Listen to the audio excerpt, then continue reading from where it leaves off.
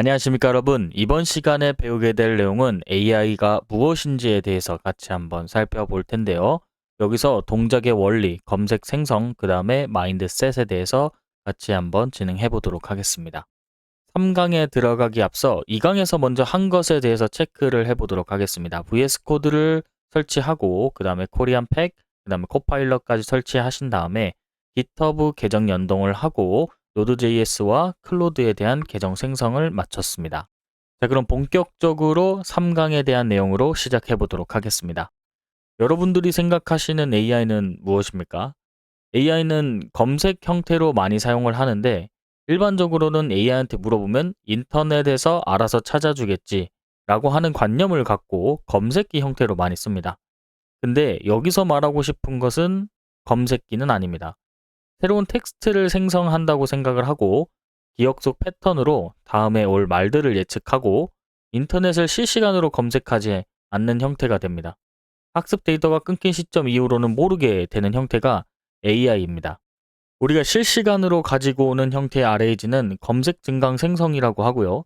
과거의 AI 모델은 학습 데이터가 생성된 시점에 멈춰 있어서 최신 데이터를 알지 못했으나 RAG라고 하는 기술을 쓰면 외부 지식 베이스나 실시간 웹 검색에 대한 결과값을 정보로 가지고 와서 답변의 정확도나 최신성을 높일 수 있는 형태가 됐습니다. 그러나 우리가 원초적으로 봤을 때 AI는 학습이 되지 않은 시점으로는 데이터가 존재하지 않습니다. 그러면 우리가 AI 동작 원리에 대해서 살펴볼 텐데 AI는 다음 단어를 예측하는 하나의 엔진입니다. 예시를 보여드리면 온도가 라고 쓰면 높으면 경고를 띄워야 합니다. 라고 하는 단계적으로 나눠져 있고요. 각 단계에서 수백만, 수천 개가 가장 확률이 높은 것을 고르는 형태가 됩니다.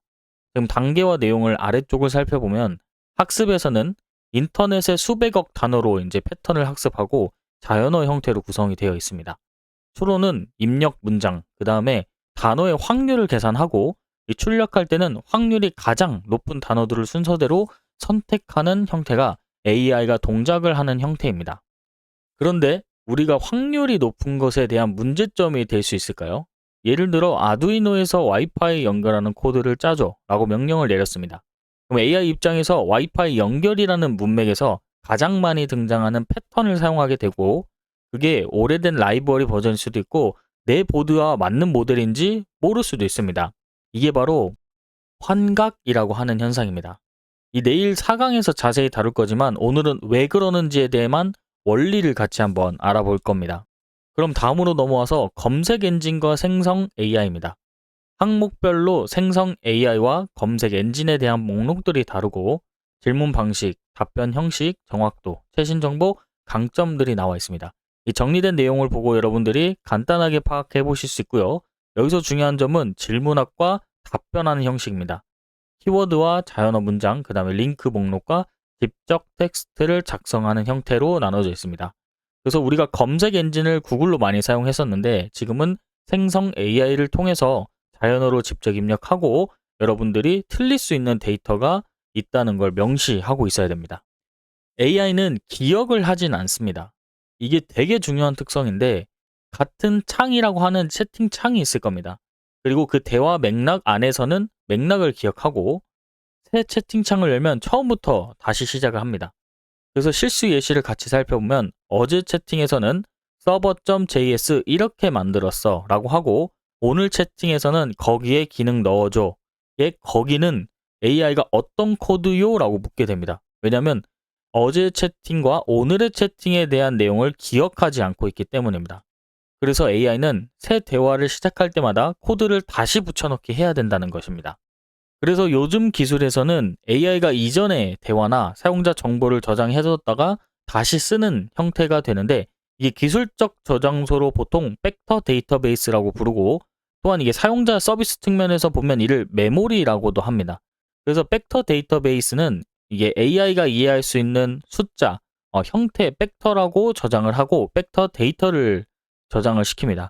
그래서 방대한 양의 정보를 저장하고 질문과 가장 의미가 있는 비슷한 내용을 찾아서 AI에게 전달해서 저장, 기억을 하는 역할을 하고 있습니다. 다음으로는 같은 질문을 해도 다른 답이 나오는 이유입니다. 1회차 질문에서는 LED 켜는 코드 짜줘라고 했을 때 핀 번호 13, 그 다음에 핀 모드, 그 다음에 디지털 라이트 사용이라고 나왔는데 똑같이 질문을 했습니다. LED 켜는 코드 짜줘. 근데 2회차에서는 핀 8번, 그 다음에 다른 구조로 작성. 이렇게 나오게 되는데 똑같은 질문인데도 다른 답이 나오는 이유는 확률적 출력이라서 매번씩 조금 다릅니다.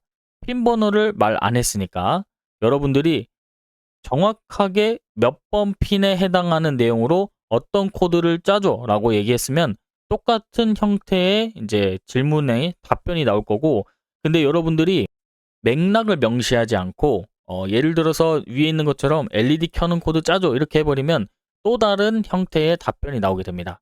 그래서 제가 아래와 같이 핀 9번에 DHT22 연결됨 우노 보드 코드 짜줘 라고 하면은 조금 더 일관된 대답을 얻을 수 있는 거죠. 다음으로는 AI에 대한 마인드셋입니다. 그래서 틀린 기대와 맞는 이해로 나눌 수 있을 것 같습니다. AI가 항상 맞다는 아닙니다. 틀릴 수 있다라고 생각을 해주시고 실행 전 검증이 필수적으로 하고 이건 사람이 해야 된다.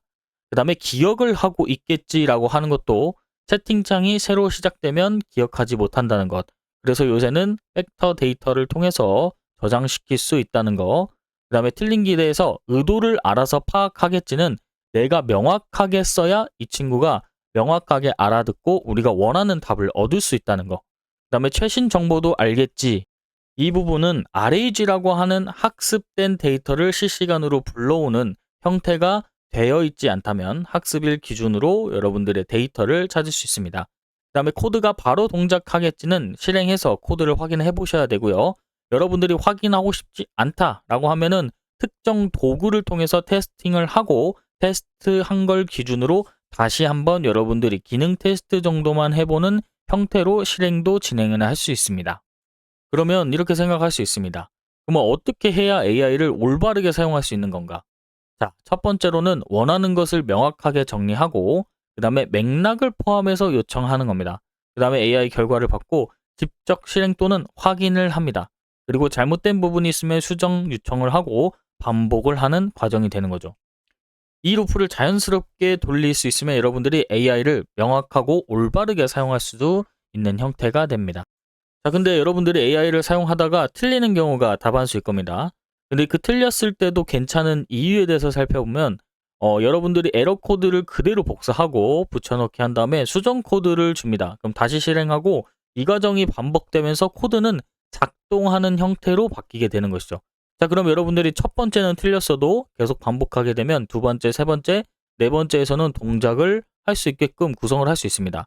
자, 근데 여러분들이 코드를 모르는 상황이거나 아니면은 코드를 알아야 되는 상황이에도 여러분들이 직접 코드를 작성하지 않고 AI가 도와줄 수 있다는 것만으로 엄청 큰 역할이 되겠습니다. 자, 그럼 이 부분은 실습에 대한 부분인데요. 클로드 또는 코파일럿 채팅을 열어서 여러분들이 실험 1과 실험 2 선택하셔서 해보면 되고 1, 2 두 개 다 해보셔도 좋습니다. 그래서 첫 번째 실험과 두 번째 실험을 기준으로 여러분들이 진행을 해보시는 걸 추천드리겠습니다. 그래서 우리는 AI를 쓰는 강의인데 그럼 어떻게 쓸지에 대한 방식을 좀 살펴볼 텐데, 자, 첫 번째 시점입니다. 코드를 처음 만들 때는 역할, 상황, 원하는 것을 설명하고 생성 요청을 맥락 기반에서 할 겁니다. 그 다음 에러가 났을 때는 에러 메시지 플러스 그 다음에 내 코드를 붙여놓고 이 증상에 대해서 물어볼 거고, 코드가 이해가 안 될 때는 어떤 식으로 우리가 이 코드를 사용했는지 설명을 해달라고 할 겁니다. 그 다음에 기능을 추가할 때는 기존 코드 플러스 X에 해당하는 내용을 추가해달라고 요청을 진행하게 될 겁니다. 그래서 핵심 정리를 해보도록 하겠습니다. AI는 다음 단어를 예측하는 엔진이지 검색을 하는 건 아닙니다. 그 다음 확률적으로 출력하는 거고 매번 조금씩 다를 수 있거나 틀릴 수 있습니다. 그 다음에 새 채팅은 기억 없음, 코드를 다시 붙여넣기 해야 되는 경우가 강하고 맥락이 많으면 많을수록 더 정확한 답이 들어오게 됩니다. 그 다음에 틀리면 에러 메시지를 붙여넣고 다시 요청한 다음에 정상적인 과정으로 가는 하나의 과정을 거칠 수 있습니다.